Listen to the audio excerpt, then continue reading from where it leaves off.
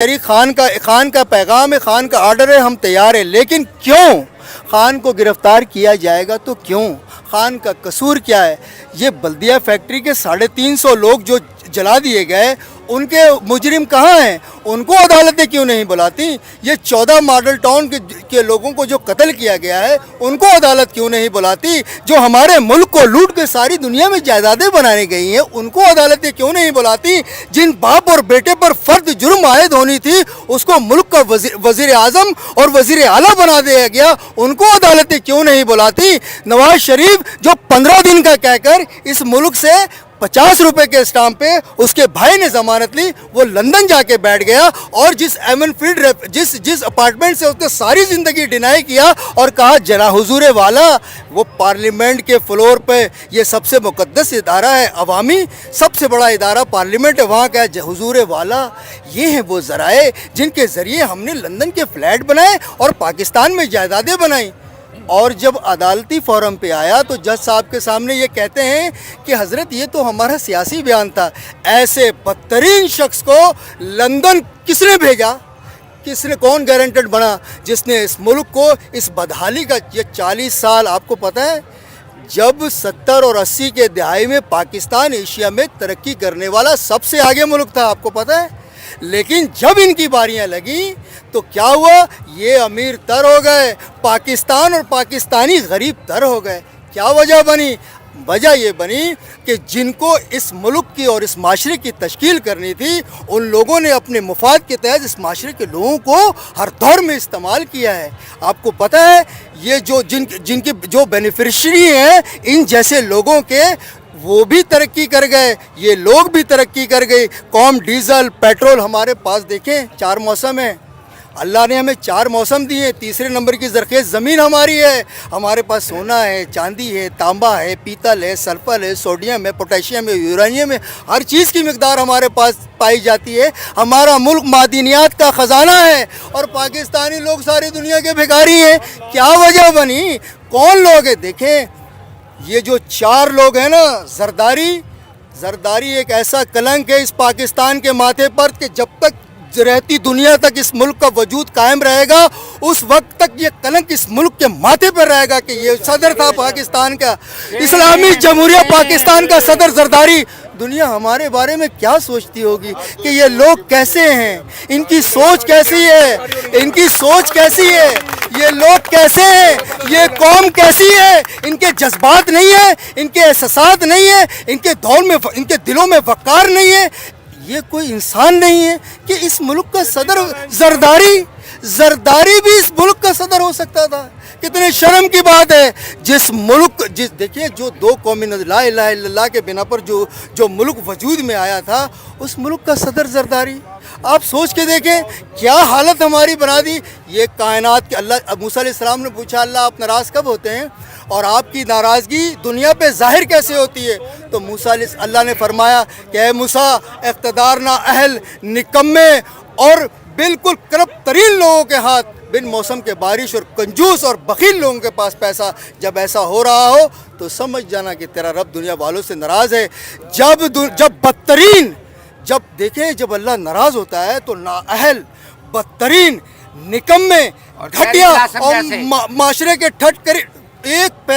معاشرے کے third class لوگ عزتوں کے منصب پہ بٹھا دیے جاتے ہیں اور عزت دار لوگ مفلسی اور تنگ دستی کی زندگی گزارنے پر مجبور ہوتے ہیں۔ جب اللہ راضی ہوتا ہے تو موسم کی بارش ہوتی ہے، اقتدار کے حضرت عمر جیسا بادشاہ ہوتا ہے اور دولت سخیوں کے ہاتھ میں ہوتی ہے، وہ اس امانت سمجھ کر وہ غریبوں کی دہلیز تک پہنچاتا ہے۔ آج ہمارے ملک کا سب سے بڑا المیہ کیا ہے کہ ہمارے گراس روٹ لیول پر بہت ٹیلنٹڈ لوگ ہیں، بہت کچھ سمجھتے ہیں، بہت کچھ جانتے ہیں، فیصلہ کرنے کی صلاحیت رکھتے ہیں، قائدانہ صلاحیت رکھتے ہیں۔ دیکھیے لیڈر کون ہوتا ہے؟ لیڈر کوئی زمینیں وہ سڑکیں نہیں بناتا، سڑکیں تو بلدیاتی اداروں کا کام ہوتا ہے بنانا. لیڈر تو قوم بناتا ہے، قوم کی سوچ بناتا ہے، قوم کا ویژن بناتا ہے، فیوچر کی پلاننگ دیتا ہے اور قوم کو ساری دنیا کے سامنے روشناس کراتا ہے اور دلانہ طور پر فیصلے کرتا ہے اور قوم کو ساری دنیا میں عزت دار اور باوقار بنا کے اٹھاتا ہے.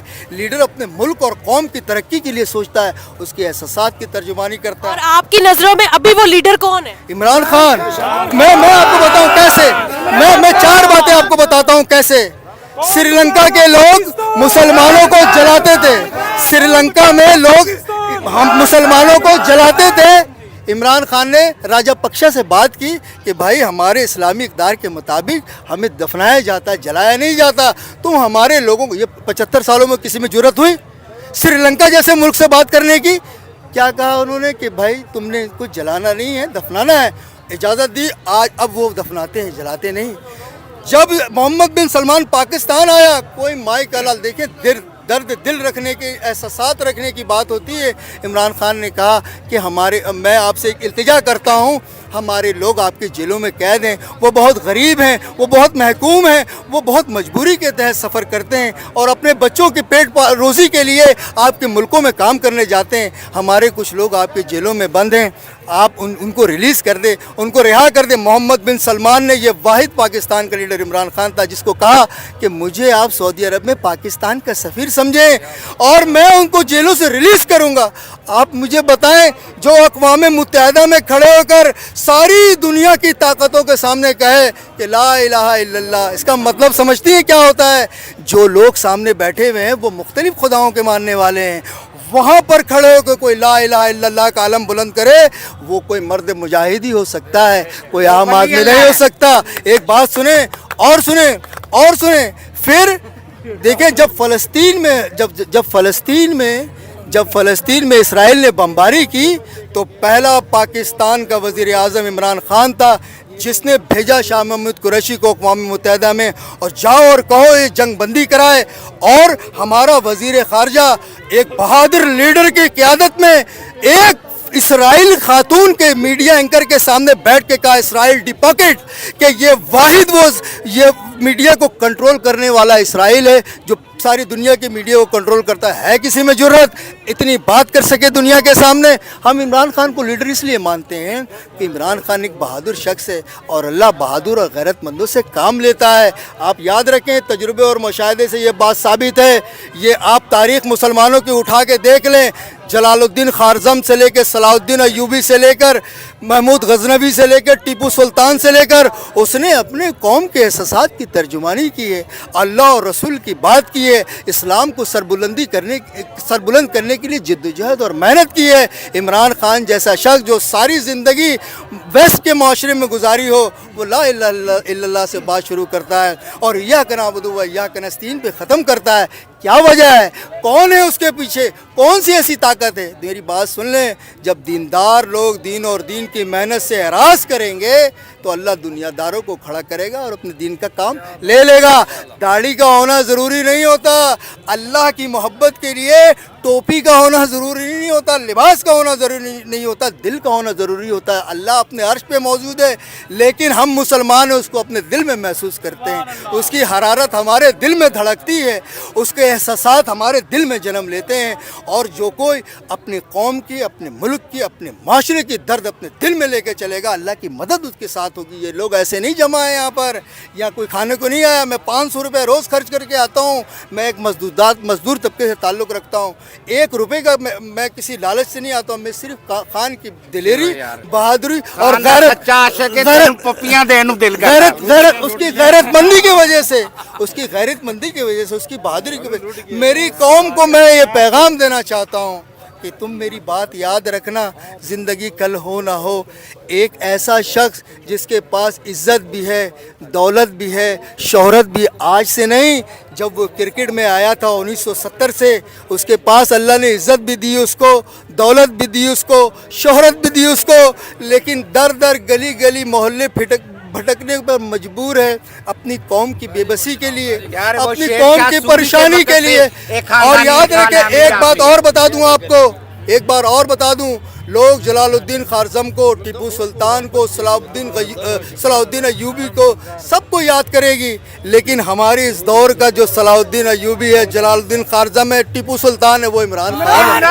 और याद रखें, आखिरी बात मेरी बहन, अल्लाह आपको खुश रखे, एक बात मेरी याद रखें, एक बात मेरी याद रखें, जिस शख्स से बैरूनी दुश्मन और अंदरूनी गद्दार ये सलाहुद्दीन अय्यूबी का कौल है, जिससे बैरूनी ताकतें और अंदरूनी गद्दार डरते हों, वही आपका हकीकी लीडर कहलाने के लायक है। और इमरान खान में ये सारी खसूसियत हैं। मैं अपने तमाम बड़े इदारे और पाकिस्तान के तमाम ताकतवर लोगों से ये बावर करा देना चाहता हूँ कि आप मेरी गुफ्तार को नहीं रोक सकते, आप मेरे जज्बात को नहीं रोक सकते, आप मेरे एहसासात पे पाबंदी नहीं लगा सकते।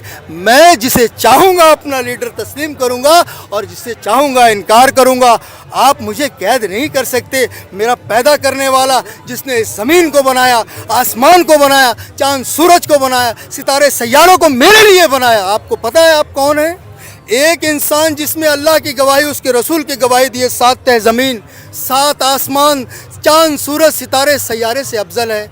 इतनी अल्लाह ने हमें अहमियत दी है, हमको बोलना सिखाया, हमें दिल दिए, इस दिल में एहसास दिए, इसमें जज्बात दिए, इसमें मोहब्बत दी, इसमें तमाम कायनात की मोहब्बत, क्या कुछ इसमें एक दिल में अल्लाह ने जमा किया। और फिर अल्लाह ने फरमाया कि अर्रहमान अल्लमल कुरान खलकल इंसान अल्लमहुल बयान। मुझे बोलने की ताकत, इस्तेदाद मेरे मालिक ने दी है और अशरफ मुझे बनाया है। और 4 कसमें खा के मुझे बयान किया है, क्या किया, क्या वत्तीन वज़ैतून वतूर सीनीना वहाज़ल बलदिल अमीन लक़द खलक़नल इंसाना फ़ी अहसनि तक़वीम। मैंने मेरे बंदे को कायनात के सबसे खूबसूरत सांचे में ढाल के बनाया है और मैंने इसको कायनात का दूल्हा बनाया है। मैंने इसे ज़मीन का खलीफा बनाया है, नबी का नाइब बनाया है, विरासत में कुरान दिया है, एक ऐसा निज़ाम दिया है जो सारी दुनिया में सबसे आला व अकमल है। हमारे बहनों की इसमें इस्लाम एक ऐसा मज़हब है जिसमें माँ के हकूक़ अलहदा हैं, बहन के हकूक़ अलहदा हैं, भाई के हकूक़ अलहदा हैं, पड़ोसी के हकूक़ अलहदा हैं, बच्चों के हकूक़ अलहदा हैं, माशरे के हकूक़ अलहदा हैं, दुनिया के हकूक़ अलहदा हैं, हर किस्म के हकूक़ अलहदा हैं। हम मुसलमान हैं और हमसे टकराने की ये गद्दार लोग जुर्रत ना